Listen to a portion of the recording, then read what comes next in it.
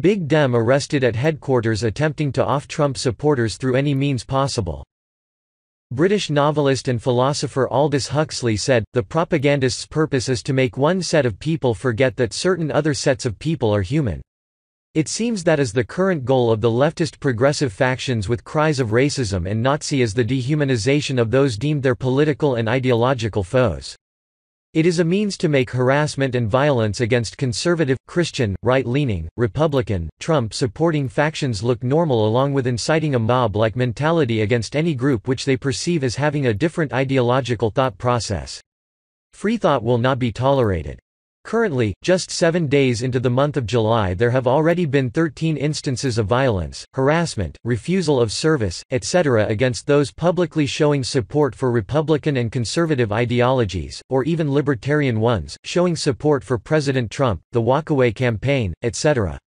Breitbart reports a running total of 190 acts of leftist and media-sanctioned violence and harassment against Trump supporters since January 5, 2016, just prior to President Trump's inauguration.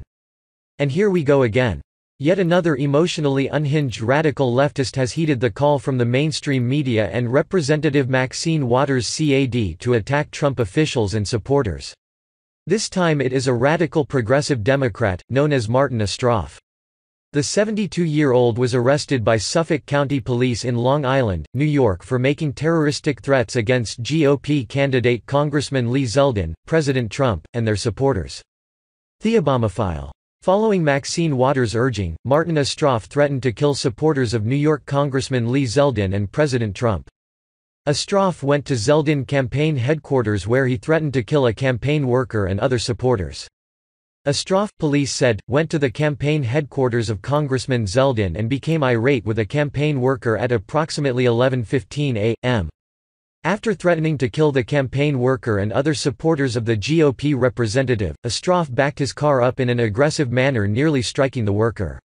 Ostroff fled the scene and was arrested shortly after in front of his Wisconsin home. See according to the Star-Telegram. Police say an angry Long Island man nearly backed over a campaign worker moments after saying he wanted to kill supporters of President Donald Trump and U.S. Rep. Lee Zeldin, both Republicans. Martin Ostroff was charged Friday with making a terroristic threat and reckless endangerment. The 75-year-old was jailed pending a Saturday arraignment. Information on his lawyer wasn't immediately available. A message on his home phone wasn't immediately returned. Suffolk County Police say Ostroff confronted campaign worker Donato Panico at Zeldin's campaign headquarters. They say he aggressively backed up his car and nearly struck Panico before speeding off. Zeldin has represented parts of Long Island since 2015. He says he's received threats since Trump's election. He tweeted on Saturday that Trump's son, Donald Jr., had reached out to make sure Panico was okay. The New York Post reported of the incident. He was expected to be arraigned Saturday on a felony charge of making a terroristic threat, and on second-degree reckless endangerment charges. Zeldin, a fervent Trump backer, decried the attack on Friday night. In the U.S., political scores are settled at the ballot box, not by trying to kill your political opponents, he tweeted. Donato Panico is a great American, a supporter of real Donald Trump, one of my campaign vols. He should have been targeted like this today for his passion involvement. In the U.S., political scores are settled at the ballot box, not by trying to kill your political opponents. Donato Panico is a great American, supporter, one of my campaign vols. He shouldn't have been targeted like this today for his passion involvement. Panico, a former deli owner from Smithtown, was Zeldin's guest at Trump's State of the Union address earlier this year, in recognition of his efforts to feed Ground Zero workers in the aftermath of 9/11. In another tweet, Zeldin identified Ostroff as a NY1 Dem. PPL should fear death or serious injury for backing their Pres Rep, he wrote. Reply Zeldin. I presented this flag 2 weeks ago from Donato Panico, flown over WTC site Iraq, to real Donald Trump. A NY1 Dem today tried to run Donato over. A vehicle threatened to kill him for backing Pres Trump. PPL shouldn't fear death or serious injury for backing their Pres Rep. On Monday, Senator Rand Paul R. Kentucky said that he and his family had received threats from a person who said they would be chopped up in an axe attack. A suspect was later arrested. Both incidents come at a time of heightened political tension since Representative Maxine Waters D. Califf goaded followers to push back on Trump administration members when they appear in public. "Tell them they're not welcome anymore, anywhere," she said on June 23. The month's irate behavior was just the latest in a long line of attacks against Trump administration officials and his supporters. It seems generations of dumbing down, a being indoctrinated, a being told what to think, rather than taught how to think have taken its toll on the American populace. Many cannot convey a linear thought process coherently, let alone make logical conclusions. Rather than a discussion of different ideas, agreeing to disagree, people respond with emotional tirades and violence. The current goal from certain factions appears to be the dehumanization of what they perceive to be their political opposition. It is a campaign to dehumanize and desensitize. It is a means to make harassment and violence against them normal, as well as to incite a mob-like mentality against those they perceive as having a different ideological thought process. Generations of dumbing down, a being indoctrinated, a being told what to think, rather than taught how to think have taken its toll on the American populace. Many cannot convey a linear thought process coherently, let alone make logical conclusions. Currently, just 7 days into the month of July, there have already been 13 instances of violence, harassment, refusal of service, etc. against those publicly showing support for Republican and conservative ideologies, or even libertarian ones, showing support for President Trump, the walkaway campaign, etc. Whether those ideologies are your own or not is irrelevant. Whether you support Trump, or wherever you consider yourself in the political spectrum is also irrelevant.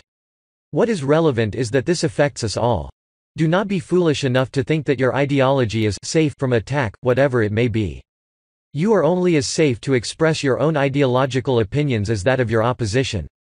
See current list from July. Know that at last count there are more than 190 documented acts of violence, harassment, intimidation against right-leaning ideologies of a variety of flavors dating back to January 5, 2016. There may be more? This is just what has been currently documented. More to come on that.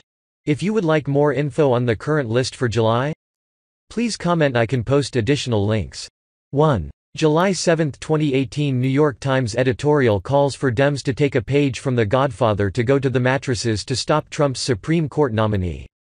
2. July 6, 2018 CNN analyst justifies violence against Trump supporters, claiming apparel is indicative of white supremacy. 3. July 6, 2018 Long Island man threatened to kill supporters of Republican congressman, Trump police. 4. July 6, 2018 Florida man attacked over Trump flag in his yard. 5. July 6, 2018 woman threatens to stab Alan Dershowitz in the heart. 6. July 5, 2018 founder of Walkaway campaign refused service at a camera store claiming his camera will be used to further white supremacy. 7. July 5, 2018 Trump supporter wearing Make America Great Again hat allegedly assaulted in a burger joint. 8. July 3, 2018 Nebraska GOP office vandalized. 9. July 3, 2018 EPA head Scott Pruitt heckled and harassed at a restaurant by a teacher from Sidwell Friends. 10. July 2, 2018 man accused of threatening to kill Senator Rand Paul RKY and his family.